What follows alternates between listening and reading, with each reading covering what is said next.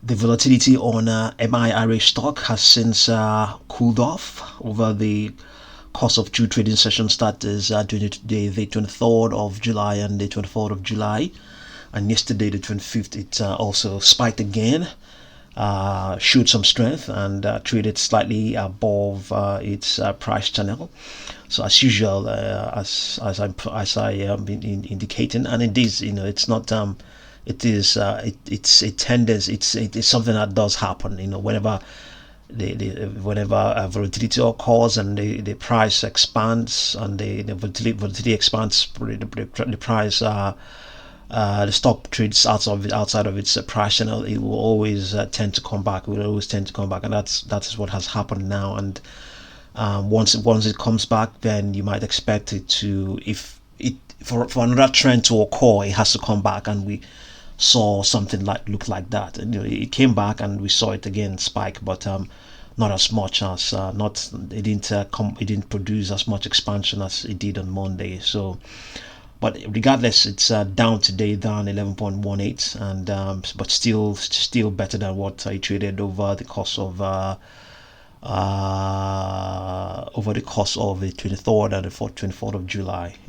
So coming back to its Fibonacci projections, this downward projection of 2.15 is not 2.16. It's not that far off from the lower line of this price channel, which is around the 2.09. So it's, if it trades below this if it trades below this 2.16 downward projection, then we might see there's a good chance it might pull back in.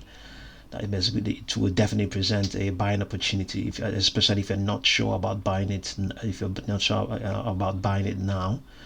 Okay, so we have 3.31. We have 4.03. All of these are on the 4-hour charts. We have 4.6, and we have here 5.15. Because it has printed these sort of prices, the probability of it doing so is very much a tidy one. Very much a tidy one. Not as much, not as speculative as if it would be if it hadn't done so before. So this is the latest concerning the stock. I think there was also some news yesterday, that there was some news behind this rally we hear, this strength it showed. There's some news behind that, but I'm not going to get into that right now. So that's what's going on. It has since pulled back in. Are there more ambitious projections elsewhere? Let's see on its daily chart whether we can find anything more ambitious than what we have on the 4-hour chart. I don't think so. It's a downward projection, and let's see whether it correlates to what we have. 2.21.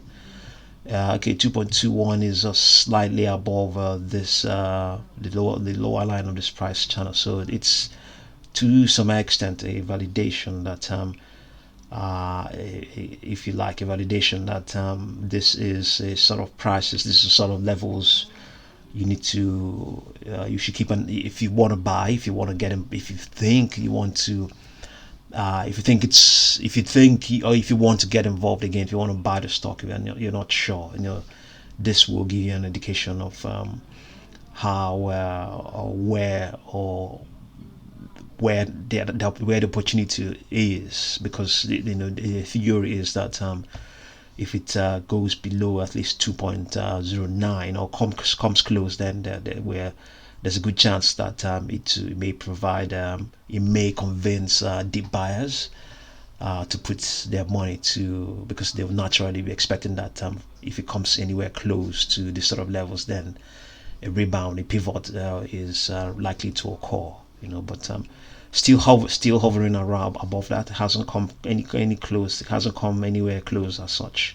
Still trading at a premium to that sort of levels, 2.67, and even the lowest it traded over the course of this week, the lowest was 2.17. Not too far off from what it is right now, but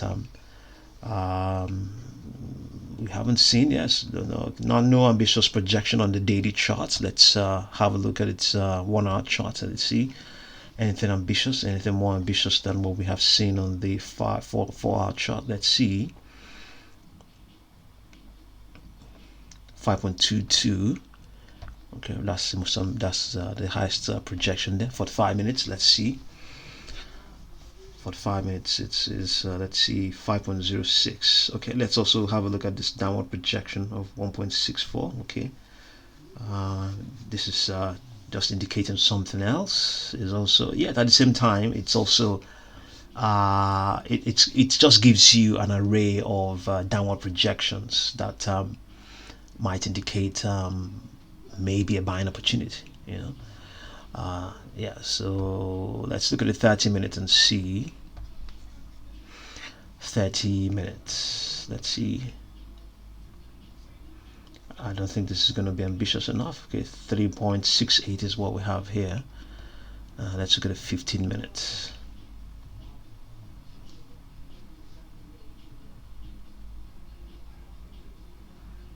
3.67 is what we have there. Okay, let's look at the 5-minute chart. Let's see. Let's see. 3.22 is what we have there. I don't think we're going to find anything more ambitious on the 1-minute chart, but let's have a look anyway.